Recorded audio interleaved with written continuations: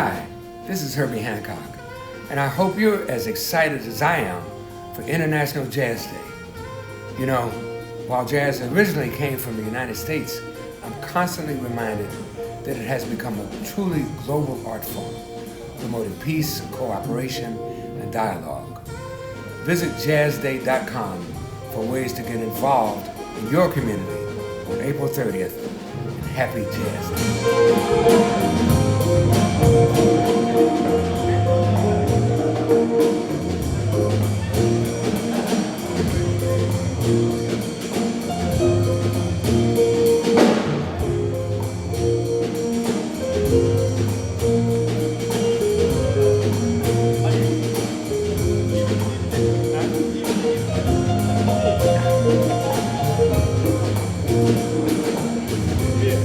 Beaucoup d'énergie dans cette musique, une joie qui se transmet, une musique qui s'est beaucoup bonifiée et qui a influencé d'autres styles musicaux. Le jazz fait partie du patrimoine africain, de ce que l'Afrique a apporté au monde.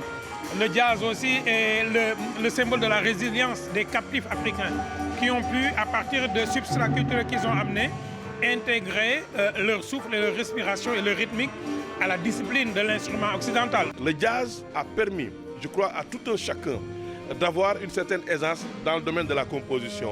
Techniquement, on joue du jazz pour pouvoir maîtriser son instrument. lépp lu ñuy def jazz la parce que am na musique yoo xam ne ñoo ngi koy def am na ay son yoo xam ne ñoo ngi koy génne ci suñu instrument traditionnel yi muy xalam muy kora muy balafon keroog bi ñu dégloo Ablaye Cissokho centre culturel français mais li mu doon def jazz la.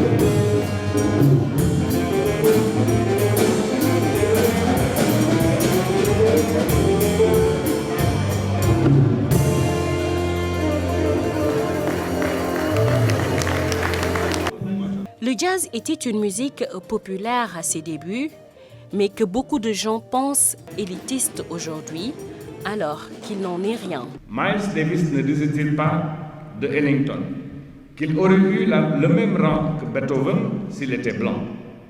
Cette notoriété, Ellington la doit à l'affirmation nègre de son identité, certifiée, comme je l'ai dit tout à l'heure, par sa présence au premier Festival mondial des arts nègres de 1966 à Dakar, et comme le montre également avec beaucoup de pertinence, avec des images qui sont restées gravées dans nos mémoires, le magnifique film de William Greaves qui a mis en exergue l'étonnement, la joie et en même temps l'enthousiasme du public dakarois quand Ellington jouait lors de ce festival. Nous sortions des années de braise et de révolte de 1968 et nous cherchions matière à vivifier nos pensées révolutionnaires contre le monde établi et ses règles, contre l'injustice et l'exploitation, cherchant à nous identifier à d'autres et pourquoi pas avec le mouvement noir aux États-Unis. Les frères de Soledad, George Jackson, l'assassinat de ce dernier, rendu dramatique et sensible par Archie Shepp dans son Attica Blues de 1972, et repris récemment en 2013 avec Attica Blues Orchestra à Hear the Sound, les Black Panthers avec Huey Newton, Eldridge Cleaver, Stokely Carmichael, Bobby Seale, Erika Huggins, Angela Davis, que nous aurons le plaisir d'accueillir au Musée des Civilisations prochainement, et son ouvrage If They Come in the Morning. Voilà nos lectures de référence, nos idoles. L'assassinat planifié et systématiquement mené par le FBI des militants des droits civiques, magistralement traité par un vétéran du mouvement, Dick Gregory, dans Caius on Soul, publié en 2010, en porte un témoignage éloquent. On dit, au début, au commencement était l'Afrique, continent aimant, et pourtant, dès 1619, année qui a vu les premiers Noirs esclaves vendus en Virginie, source de toutes les nostalgies. Ils apportent avec eux, ces Noirs, des traditions culturelles dont le chant est l'un des vecteurs.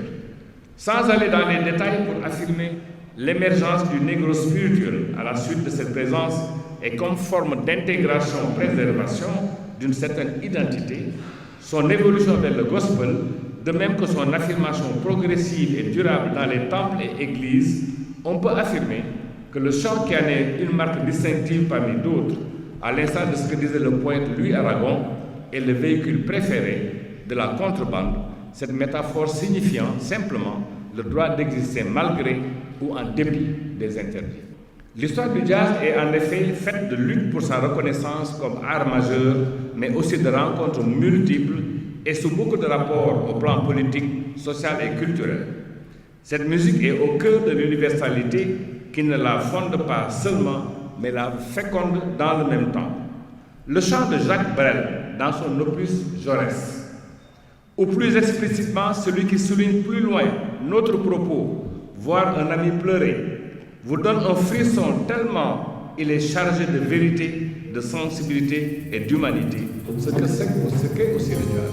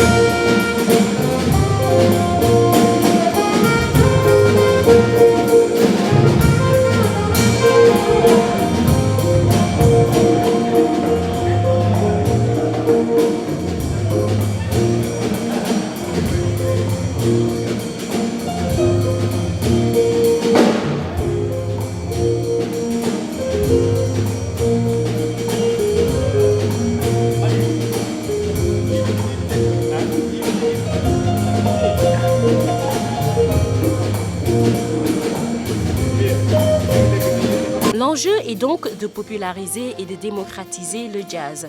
Que les radios jouent le jeu, les télévisions aussi jouent le jeu. Qu'on essaie d'initier de tels programmes pour parler au public, pour que les gens puissent comprendre un peu ce que c'est que le jazz. Il y a une histoire, le jazz a une âme, le jazz a aussi un esprit. Il faut que le public comprenne tous ces aspects. Et comment faire de sorte que le public comprenne tous ces aspects? C'est d'organiser de tels débats, de telles rencontres. Il y en a eu dans le passé.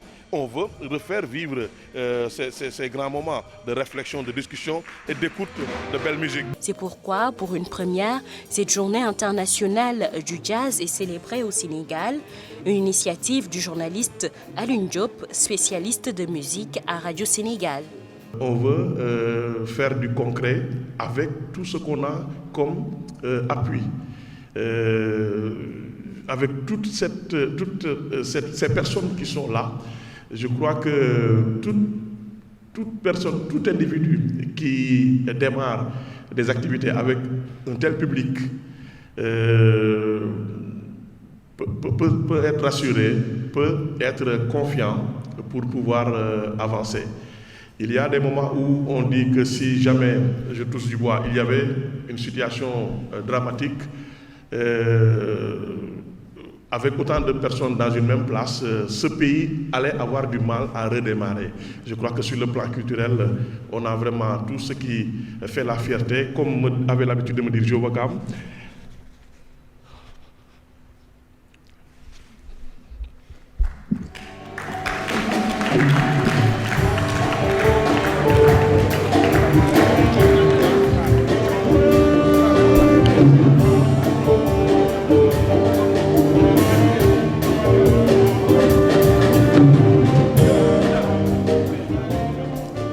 dirait tout souvent que la crème est là. C'est vrai. Et si on parle de crème aussi, pour essayer d'être court, permettez-moi de parler un peu du professeur Magaye Kassé qui a accepté vraiment d'animer cette conférence. Quand je lui ai dit voilà ce que je veux faire, il a rigolé au téléphone. Il me dit mais Alun, je suis en train d'écouter du Miles Davis. Tu m'appelles pour me parler de jazz. Écoute, je fonce avec toi, parce que c'est toi. Merci infiniment pour cette confiance, professeur.